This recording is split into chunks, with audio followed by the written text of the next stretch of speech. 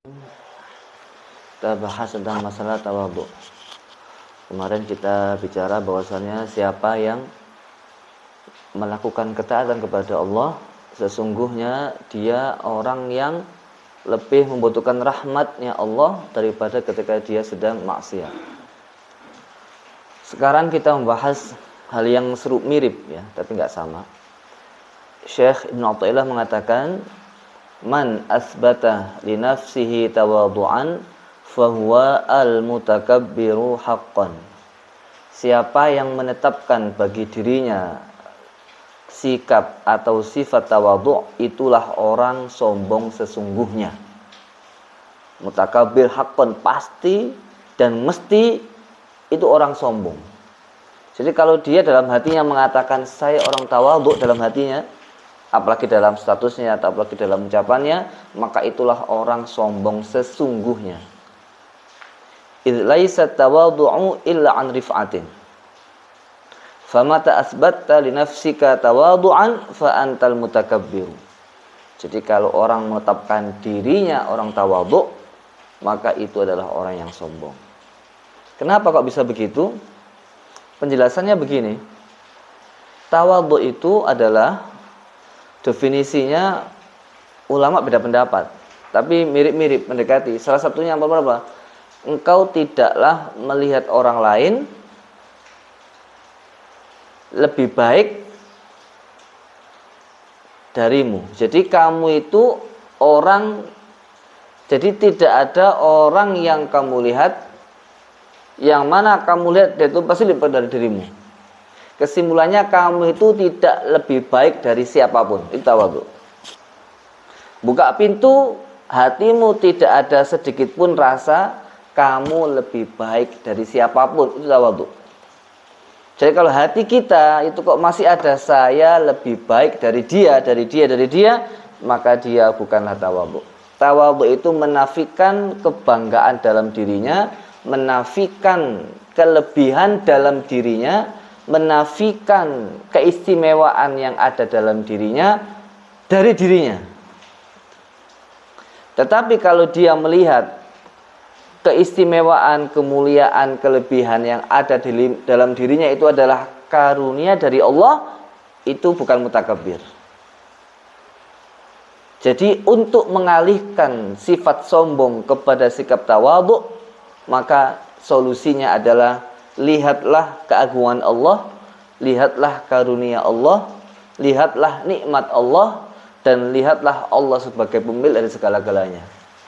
Karena Allah yang memiliki dan pemiliknya, maka Allah dengan kekuasaannya bisa mengambilnya dengan mudah tanpa kita sadari. Kalau sudah begitu, maka tawadhu akan senantiasa menempel dalam hati dan diri kita. Kita bukanlah siapa-siapa dan kita tidak punya apa-apa, dan bahkan kita tidak bisa mengontrol nasib diri kita, dan kita tidak bisa mengetahui secara pasti akhir hidup kenyataan yang akan kita hadapi. Lalu kenapa kita itu sombong? Manusia bisa merubah kehidupannya dengan perilakunya, usahanya, tapi kepastian dan ketentuan hanya di tangan Allah Subhanahu wa taala. Oleh karena itu, manusia siapapun tidak berhak untuk sombong. Dan bahkan tawadhu itu jaminannya kemuliaan. Man tawadhu'a lillah rafa'ahullah. Hadis Sahih Muslim. Barang siapa yang tawadhu, maka Allah pasti akan mengangkat derajatnya. Jadi kalau kalian kepingin derajatmu tinggi, hebat, bukan kok malah menyombongkan diri. Tapi solusinya adalah justru harus kamu rendahkan dirimu di hadapan Allah Subhanahu wa taala, bukan dari makhluk. Gitu. Itu tawadhu. Maka jangan sekali-sekali kita itu menganggap diri kita sudah tawadhu. Oh, saya udah tawadhu, nggak bisa. Sekali menetapkan dirimu, mengakui kamu tawadhu, itulah orang sombong sesungguhnya, dan kesombongan nempel dalam diri kita karena tawadhu adalah sikap dan sifat yang mulia. Idz laisa tawadhu'u illa an rif'atin, karena tawadhu itulah sifat yang mulia. Jadi kalau kamu menetapkan kemuliaan dalam dirimu, kamu sombong.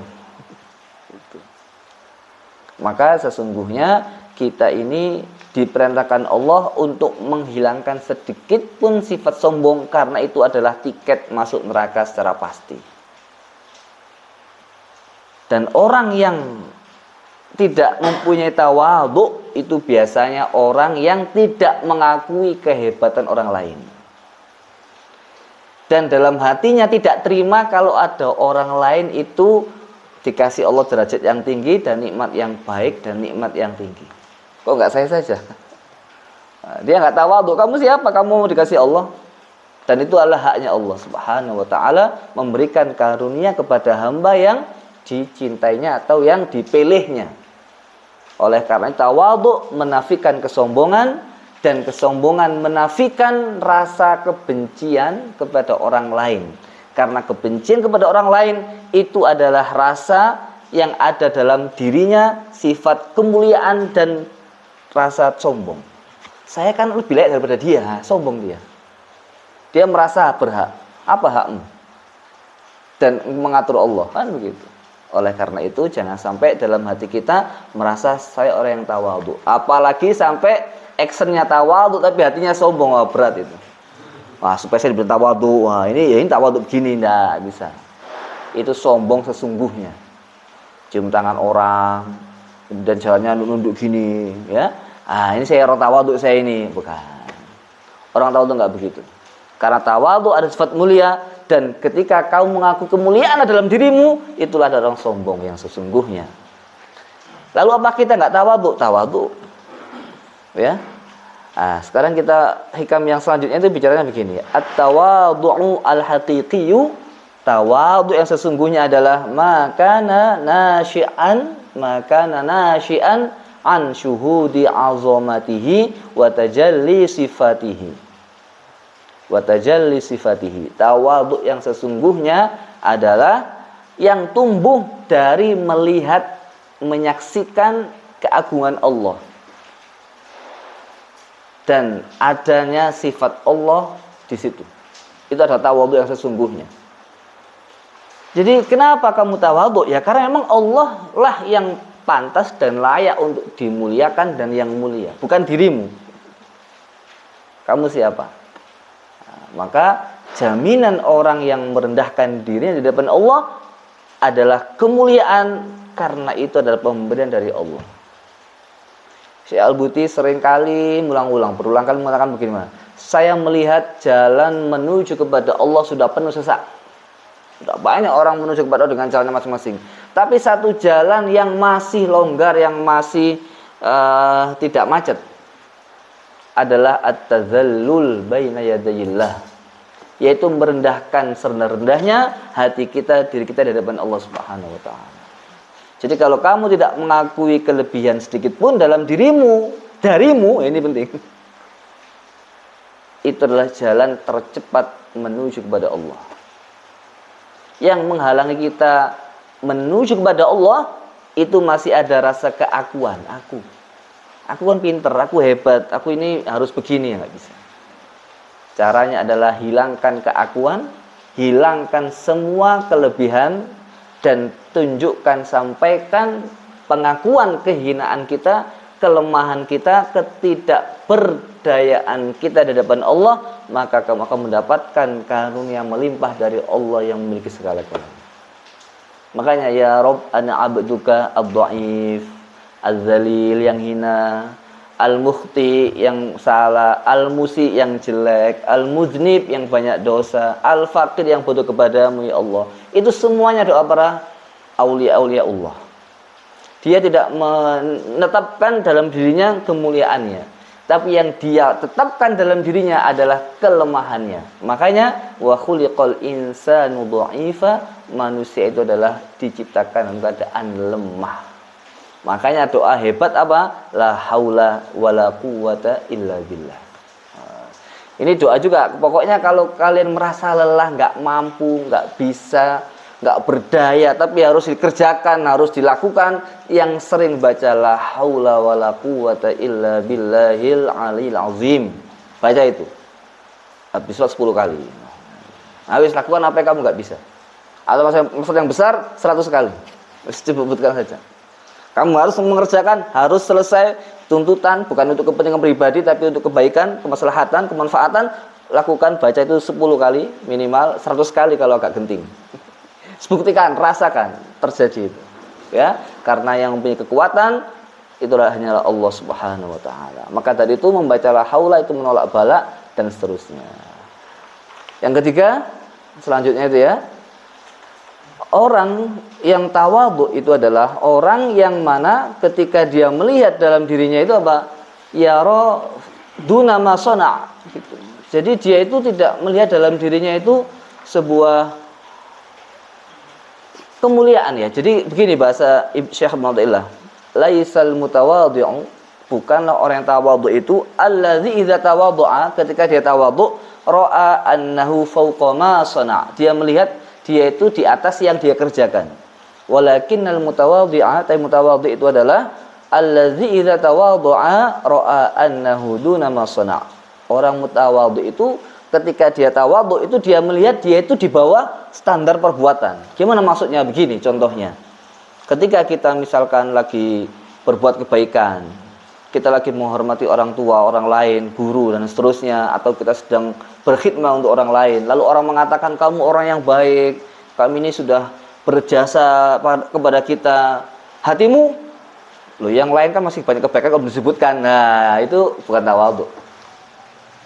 Kalau tawadhu itu, aduh saya ini masih banyak salahnya, mungkin saya sering telat kalau ngajar misalkan. Oh saya ini kalau ngajar mungkin kadang-kadang nggak mood, nggak serius, itu orang tawadhu. Kalau orang nggak tawadhu, loh kan masih banyak kebaikan belum disebutkan tadi, ya itu dalam hatinya. Atau dalam masalah pakaian juga bisa. Dia berpakaian ya seperti kiai, wah imamahnya besar, ininya besar. Wah kamu layak pakai imam, pakai serban, pakai jubah, tasbihnya besar. Hatinya mestinya saya harus lebih besar lagi nih. Ya itu berarti dia nggak tawadhu. Kalau tawadhu nggak seperti itu. Saya sebenarnya malu pakai serban, malu pakai jubah. Saya nggak pantas pakai ini. Tapi kenapa kok pakai? Kan gitu. Sebenarnya adalah akhlak kita, menghormati orang lain. Kamu bertamu kepada orang, tuan rumahnya pakai singlet. Kamu enak apa nggak nyaman? Nggak nyaman. Kamu khutbah, ceramah, pakai baju kuku sudah lungset. Yang lihat malas, yang lihat nggak meyakinkan yang ceramah. Paham maksudnya kira? Jadi kalau kamu itu berpakaian bagus, itu adalah akhlak. Bukan menyenangkan dirimu. Kau tuh mendapatkan pujian dari orang lain. Nah kalau kamu pakai jas, pakai dasi, dengan harapan, wah saya sudah pejabat ini, lalu dihormati, wah pakainya bagus pak. Kata hatimu, ini saya masih belum ada apa-apanya, ini belum mahal ini, wah itu nggak tawadhu juga. Itu tawadhu itu adalah ketika dia dipuji dalam segi pakaiannya, dalam segi tingkahnya juga. Selama sama kiai cium tangan, kamu sama kiai tawadhu, hormat. Dalam hatimu, oh, belum seberapa ini, saya bisa hormat ini sudah bagus saya hormati, karena saya cuma malas saya, itu berarti dia nggak tawadhu. Yang tawadhu gimana? Saya belum seberapa, saya masih cium tangannya, belum pernah mijitinnya atau belum pernah menyenangkannya, lah itu baru tawadhu. Sama orang tua juga sama orang tua kita. Kamu seorang tamu tawadhu sudah boso, ya? Orang Jawa kan ada bosonya. Kamu sudah sering melegakan hatimu, sebelum seberapa saya belum bisa memberikan orang tua rumah, belum bisa menghajikan, belum bisa mengumrohkan, itu tawadhu. Kalau nggak tawadhu, misalkan ya kamu sudah ngasih oleh-oleh duren 10 biji, wah ya, kemudian wah terima kasih durennya, hatimu kok nggak ngomong 10 ya? Itu berarti nggak tawadhu.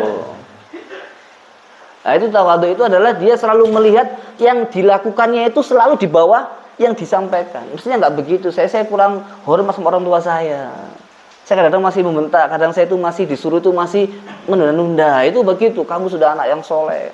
Nah, kalau orang tawadhu, soleh saya ini belum apa-apa, belum seberapa, kadang juga masih menyakitkan atau belum bisa memenuhi semua harapan orang tua saya. Nah, itu tawadhu. Kalau nggak tawadhu ya tadi, saya ini sudah bagus, hormat sama orang tua, sudah nurut, sudah begini begitu. Nah, itu nggak tawadhu. Jadi tawadhu itu adalah tidak hanya dari hati, tapi juga dari sikap. Imam Ghazali juga mengatakan salah satu tawadhu apa ciri-cirinya, misalkan seseorang itu kalau berjalan di teman-temannya itu nggak mau di belakang, maunya di depan, toh. Nah, itu nggak tawadhu. Pembagian bis, kamu taruh di belakang loh. Saya kan ketua pondok, masa taruh di belakang? Nah, itu nggak tawadhu. Saya masih di depan dong. Ini pemimpin saya ini. Nah, itu nggak tawadhu dia. Melihat sesuatu itu harus di bawah yang, atau sebaliknya harus di bawah standar. Kamu ketua pondok misalkan, atau ketua kelas, atau ketua BEM, taruh di depan sendiri ya. Dan sendiri itu sendirian besar VIP kursinya. Maksudnya kamu, aduh saya ini siapa kok dikasih spesial kursinya. Mestinya saya ini biasa-biasa aja, nggak usah kursi yang mewah begini. Ya itu orang tawadhu. Kalau nggak tawadhu, taruh tengah-tengah, ini nggak tahu ketua apa ini, kok taruh di tengah-tengah. Itu nggak tawadhu berarti. Saya pernah dengan pejabat. Ya, pejabat bukan di UIN, di Jakarta. Ketika kita rombongan satu ke Bison ya di Mekah ya, beliau itu taruh di belakang. Tersinggung itu dia itu. Saya kok taruh di belakang saya ini. Saya ini punya tanggung jawab yang besar ini. Kalau di belakang nggak enak ini saya gitu ya. Ini nggak tawadhu. Tawadhu itu tadi di belakang nggak apa-apa, gimana lagi? Mungkin dia legang lupa atau sedang. Jadi dia itu tidak menetapkan dalam dirinya kemuliaan. Itu tawadhu. Tapi kalau kamu itu nggak tawadhu, maunya di depan. Undangan taruh di belakang, kok nggak sing mempersilakan ke depan, nah itu nggak tawadhu. Kamu jadi ustadz, jadi kiai, undangan mantenan, tahlilan, kok nggak sing mempersilahkan hatimu itu kok nggak nah itu nggak tawadhu. Kalau tawadhu itu sebaliknya, ayo Pak Ustadz di depan, hatimu kenapa saya di depan? Saya kan biasa aja, saya kan warga biasa ini, kenapa saya harus di depan? Nah gitu, ini tawadhu. Dan itu nggak bisa dibuat-buat dari hatimu. Gitu. Maka barang siapa yang menemukan dalam dirinya sifat-sifat keakuannya, istighfar yang banyak kepada Allah. Karena itu adalah bagian dari sifat yang Allah tidak suka. Bahkan ahli neraka itu sombong. Fadkhulu abwaaba jahannam khalidina fiha fabi'sa maswal mutakabbirin. Orang sombong itu neraka. Sa'asrifu an ayatiyal ladzina yatakabbaruna fil ardi bighairil haqq. Ayat-ayatku, kebesaranku akan aku palingkan dari orang yang sombong. Gitu. Jadi jangan sedikit pun kamu merasa aku kan S1, aku kan sarjana. Kenapa kok sama dengan yang enggak S1 duduknya? Enggak tawadhu. Justru setiap kali kamu dimuliakan, mestinya hatimu itu, aduh saya enggak pantas dimuliakan begini, saya biasa-biasa aja loh begitu. Paham lagi? Nah, itu harus ada dalam dirimu. Jadi jangan mentang-mentang sarjana hafal Quran. Saya kok duduknya sama-sama nggak hafal Quran? Apa itu? Nggak usah begitu. Kamu itu manusia, tidak ada kelebihan kecuali Allah memberikan. Jadi jangan sekali-kali menetapkan, mengakui kemuliaan dalam dirimu apapun itu bentuknya. Imam Ghazali mengatakan bahkan wa annal fadla lahu alaika. Kamu itu kalau melihat manusia, dalam hatimu harus meyakini dia punya jasa kepadamu. Loh kok bisa? Iya. Pakai baju, jasanya penjahit. Pakai sarung, jasanya pedagang. Makan nasi pecel, jasanya yang masak. Beli beras, jasa yang petani. Jadi semua orang tuh punya jasa ke dalam hidupmu. Jangan sebaliknya. Saya kan sudah berjasa di sini, kok nggak ada yang mau terima kasih? Kok nggak ada yang sowan bawa gula sama kopi? Ini penyakit hati itu. Ada orang sowan, kok nggak bawa apa-apa ini ke saya ini? Kamu itu siapa? Kalau justru sama orang itu harus memberi, bukan kok malah mengharapkan dikasih. Ini penting. Dan itu banyak terjadi. Maka ini ngaji itu kalau nggak ngaji nggak bisa. Jarang ceramah yang seperti ini serius-serius begitu. Jarang, bukan berarti nggak ada. Ini wilayahnya ngaji, jadi ada gurunya dan itu turun-temurun dan itu diwariskan. Maka dari itu Syekhuna itu Masya Allah, meskipun beliau sepuh, kalau sama orang alim meskipun muda dicium tangannya. Dan bahkan beliau kalau ada ulama-ulama datang dari Syria, saya Abdul Salam Raja itu nggak sama sendiri, Masya Allah, saya mas bukan yang berada saya sendiri, beliau yang sendiri yang mengantar makanannya, beliau sendiri yang perhatikan minumnya, itu saya mas bukan yang mengantar. Nah, itu beliau nggak merasa saya punya pondok hebat, nggak merasa begitu. Umar datang ke pondok dikipasi sampai lama sekali itu, ada videonya dikipasi lama itu, pakai tangan, meskipun ada kipas angin, santrinya ribuan tapi nggak melihat itu semuanya. Kamu pun begitu, jangan merasa saya kan punya pondok besar, saya kan begini, bilang semua. Jadi jangan menetapkan dirimu sebuah sedikit pun kemuliaan. Nah, itu yang pertama. Yang kedua, bagaimana jika memang kita itu dikasih Allah kelebihan dari orang lain? Saya kan bisa S1, dia nggak S1. Saya kan punya nikmat, dia nggak punya nikmat. Loh, mengakui kenikmatan Allah kepadamu dan merasa tawadhu atau sombong itu beda lagi. Kamu tetap mengakui, ya Allah, Engkau berikan saya kenikmatan bisa S1. Engkau bisa kenikmatan kepada saya bisa bahasa Arab, bisa bahasa Inggris, bisa juara, bisa menang lomba, bisa fasih berbicara bahasa Arab, bisa melantunkan suara enak merdu dalam Al-Quran. Itu harus diakui. Tapi semuanya itu tidak boleh menetapkan dalam dirimu dan menafikan Allah. Alhamdulillah. Maka harus bersyukur sebagaimana Nabiullah Sulaiman, hadza min fadli rabbi, ini semuanya adalah karunia dari Allah. Liyabluwani aashkuru am akfur. Jadi kalau kamu punya kenikmatan, uang banyak, rezeki melimpah, suara merdu, wajah ganteng, ya, setiap buat medsos banyak followernya, harus hadza min fadli rabbi. Jangan menetapkan dalam dirimu. Tetapkan itu dari Allah yang dititipkan amanah untukmu. Dan jangan nikmat itu kamu jadikan sebagai penghalang untuk merendahkan orang lain. Jangan jadikan itu sebagai penghalang dirimu kepada Allah. Dengan cara apa menjadikan penghalang itu? Membuat kamu merasa lebih mulia, lebih bertakwa dari orang lain. Oleh karena itu, di antara tarbiyah Allah kepada hambanya itu apa? Allah tidak menjadikan satupun manusia selain Nabi sebagai orang yang maksum. Semua orang itu punya dosa. Dan di antara rahasia Allah menyimpan, tidak menunjukkan diterima sebuah amal adalah tujuannya agar manusia tidak saling merendahkan orang lain. Akhfallahul qabul. Allah itu merahasiakan diterimanya sebuah amal agar setiap manusia itu tidak ada yang mengklaim dirinya lebih baik daripada orang lain. Dan supaya manusia itu selalu waspada. Gitu. Allah rahasiakan itu. Dan tidak ada satu manusia yang lepas dari dosa supaya manusia tidak meyakini menetapkan dalam dirinya sebuah kebaikan yang mutlak. Gitu. Maka Allah rahasiakan itu. Dalam Al-Quran sering biasa sampaikan, walladzina yu'tuna ma ataw wa qulubuhum wajilatun annahum ila rabbihim raji'un. Ya Rasulullah, kata Aisyah, apakah itu orang yang puasa, sholat, zakat? Apakah itu orang yang minum khamar, yasriq wa yazni, mencuri dan zina? Bukan, itu adalah hati orang-orang yang yasumun wa yusallun wa yatasaddaqun, ya, puasa, sholat, zakat, tapi mereka takut tidak terima amalnya oleh Allah Subhanahu wa taala.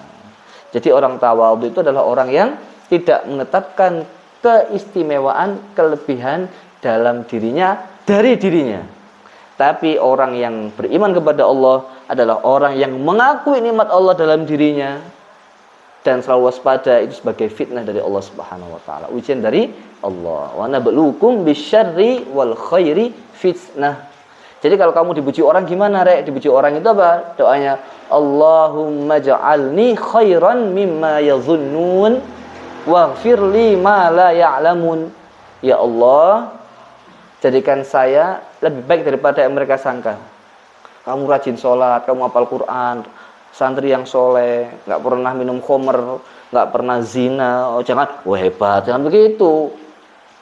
Ya Allah, jadikan saya lebih baik dari yang mereka kira, dan ampuni saya atas apa yang mereka nggak tahu tentang diri saya. Loh begitu.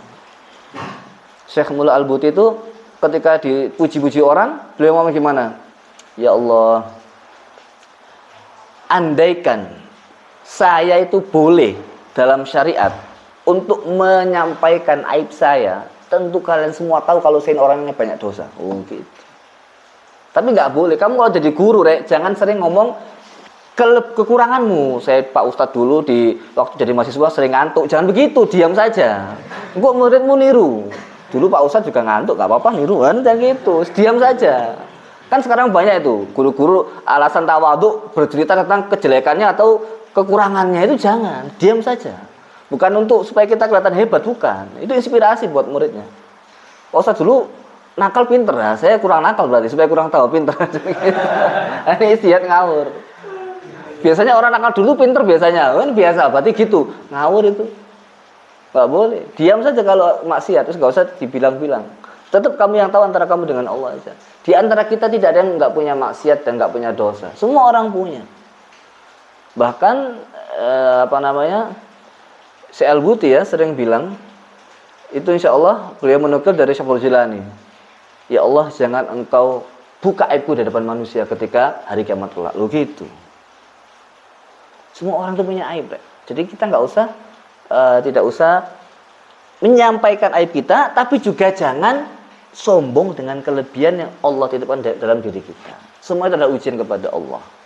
Maka dari itu, di antara kita seharusnya ada sebuah makalah dari Syekh Dunal Al-Misri, insyaallah itu ya. Beliau mengatakan gimana? Kalau kamu ingin menghilangkan rasa sombong, jangan pernah melihat kelebihanmu dan alihkan semua kelebihan dari Allah yang Maha memberi kepadamu. Paham tak kira? Yes, ya. Jadi jangan jadikan semua itu tangga, jangan jadikan kelebihan kita sebagai tangga kesombongan, tapi tangga semakin kita tawadhu dan mengakui keagungan Allah Subhanahu wa taala. Oleh karena itu, jangan sampai sedikit pun kita merasa lebih baik dari siapapun. Oleh karena itu, tawadhu merupakan sifat yang terpuji, maka barang siapa yang menetapkan dalam dirinya sifat terpuji, sifat kemuliaan, itu adalah orang yang sombong. Sifat tawadhu tidak hanya dalam hati, tapi juga akan muncul dalam sifat perlakuan dan sikap zahir. Termasuk nggak suka ditaruh di depan, nggak suka untuk didahulukan, nggak suka untuk diistimewakan. Itu biasa aja. Kok nggak ada yang nata baju saya? Saya kan ketua pondok ini. Kok nggak ada sing baju saya jatuh, nggak ada sing ngambil? Itu nggak tawadhu. Justru kalau ada yang mengambilkan baju saya, masya Allah, di API santri tadi, Rek, saya ini bukan siapa-siapa kok dimuliakan, lah begitu. Maka dalam Islam itu yang mulia itu siapa? Yang dicium, yang mencium. Yang mulia itu yang mencium. Ada fadilahnya yang mencium tangan orang lain yang soleh. Orang yang menghormati ada fadilahnya, ada keutamaannya. Orang yang mulai salam itu yang mulia daripada disalami. Cium tangan kan nggak dapat apa-apa, nggak ada, biasa aja. Yang cium malah dapat pahala, dapat kemuliaan gitu. Hatinya baik gitu. Ya kan gitu. Maka dari itu jangan sampai kita merasa mulia dari orang lain. Ciri-ciri orang tawadhu gimana? Tidak enggan untuk memulai salam, menyapa. Saya kan lebih tua, masa saya duluan? Nah, itu enggak tawadhu. Memulai nyapa, gitu ya. Ada orang itu kenyataan di Indonesia banyak. Habis haji nggak dipanggil Pak Haji, nggak noleh, itu banyak. Nah, gitu. Ya, kalau nggak, saya kok nggak ada Pak Hajinya. Itu ada orang tersinggung juga. Sudah profesor, kok nggak ditulis profesor saya ini? Itu tersinggung juga. Ada yang doktor, kok nggak ditulis ini? Kan mahal doktor ini. Gitu. Itu juga begitu. Nah, jangan begitu, biarin. Kalau nggak penting nggak usah, kecuali kalau untuk kakak atau untuk itu untuk yang lain-lain ya, untuk urusan sebelah sih nggak apa-apa. Kalau nggak sebelah sih, biarin kamu itu siapa. Ya di nisan ya nggak ada profesoris namanya kan gitu. Fatihah nggak pakai profesor nyampe kan gitu. Beda. Jadi kita nggak usah merasa tersinggung dengan sebutan-sebutan yang lainnya. Jadi Ustadz, kok saya nggak dipanggil Pak Ustadz? Biarin aja. Ya, tapi kalau anak kecil manggil kita kok pakai nama kita, ya jangan diam saja. Sini tak kasih tahu ya, nggak ada itu namanya gitu. Kita ngajari dia bukan menetapkan kebaikan dalam diri kita, tapi mengajari akhlak kepada orang lain gitu. Anak kecil umur kita menjadi TPQ, ngajar anak kecil ya, nggak pakai mas gitu, langsung panggil namanya. Ya misalkan Wahyu, jangan begitu, sini. Tapi nggak usah tersinggung. Sini ya, sama orang tua, sama Pak Ustadz itu yang sopan manggilnya gitu. Dikasih tahu dia. Karena kalau nggak tahu kan kacau, nggak punya adab gitu. Tapi bukan berarti untuk menetapkan kemuliaan dalam diri kita. Itu yang penting ya. Niatnya harus begitu. Saya kira demikian. Wallahu a'lam bishawab.